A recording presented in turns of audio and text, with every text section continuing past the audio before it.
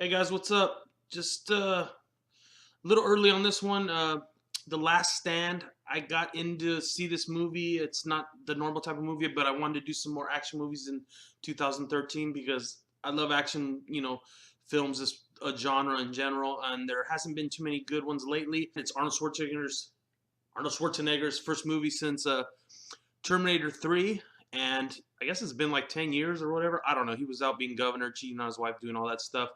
And, I grew up watching Arnold. I'm sure as anybody my age has. He's the best action hero ever, in my opinion, personally. You can, say he's a shitty actor. He is. I'll agree with that. But he's a movie star of the first order. And, I got to respect the guy. He lived the American dream to the fullest. So he'd probably be president if he was born in this country, I would assume. Not that I agree 100% with his politics, but this isn't a political show. First, let me just say I think they should recut the trailer because I don't think it really does the movie justice. I think it was a lot better than it looks in the trailer and the advertisements. One thing about this movie, really, why I wanted to see it, and besides Arnold, was that it's from the director. His name's Jee-woon Kim. He did the movie I Saw the Devil. I know a lot of horror people like that. I liked it. It's not a horror movie, but it's like a thriller with a serial killer and all that. If you haven't seen it, check that out. I believe it's on Netflix Instant. Yeah, so The Last Stand, better than expected by a lot. Let's put it that way.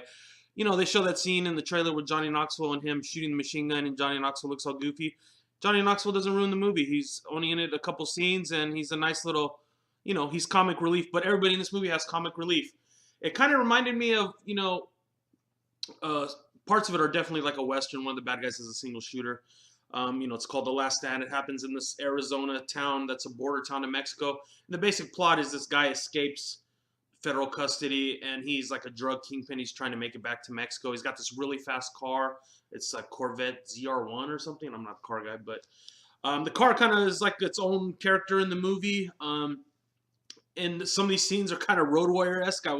When I was watching it, the way they filmed the car shooting across the desert and stuff, and there's a couple scenes where some car chases stuff, and it kind of reminded me of a Western Road Warrior, and some of the stuff. This bad guy has all these paramilitary guys helping him because he's a drug kingpin, so that was kind of realistic, and that kind of had a little bit of a Die Hard feel to it. Not as good as probably the Die Hard movies, but one of Arnold Schwarzenegger's better films, of his later career.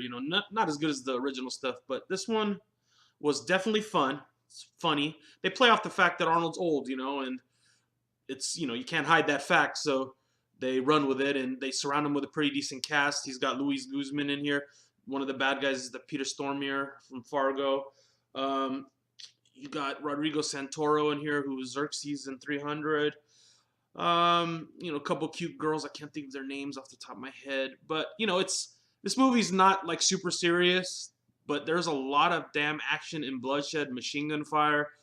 I was surprised by how much gunfire there actually was in this movie. I knew it was an action movie and they show guys shooting machine guns on the thing, but I was surprised by the amount of action. It does have its faults at the end. I think the CGI, kind of takes you out of it a little bit. Obviously not 100% real with these crazy car chases and stuff, but hey, it's fun entertainment. A good return, I think, for Arnold to the big screen. Better than expected, definitely. I'm going to give it a 3.5 out of 5. Like I said, there is flaws. You could probably pick it apart all day if you wanted. The biggest thing for me was the CGI at the end. Of course, Arnie's bad acting, but they surrounded her with some pretty decent actors. So, Forrest Whitaker's also in this. Not a bad film. So, if you want to watch something in theater, have a good time, eat some popcorn, I think this is a good one. Especially if you're an Arnold fan, I think you'll like it. People are cheering. He gets his lines off. He's got his. The thing with Arnold is that he's got good comic timing, so he might not be the greatest actor, but he can deliver some lines. And like I said, if you see the movie, tell me what you thought of the ending. I thought it kind of, could have been better and it would have made a better movie, but hey, nothing's perfect. So 3.5 out of 5, better than expected, better than average. I don't know, watch it in the theaters if you're an Arnold fan, I guess. I wouldn't rush out unless I was an Arnold fan. But, all right, guys, see you soon. Next review, I think, is going to be for the Thompsons, if I can get that movie watched. I know I'm kind of behind. I want to see Excision also. But, yeah, let me know what you thought of The Last Stand below. And if you saw I Saw the Devil, comment on that one, too. Was it as good as everybody thought? I thought it was pretty good. I mean, it had some flaws, but definitely entertaining. All right, guys, see ya. Bye.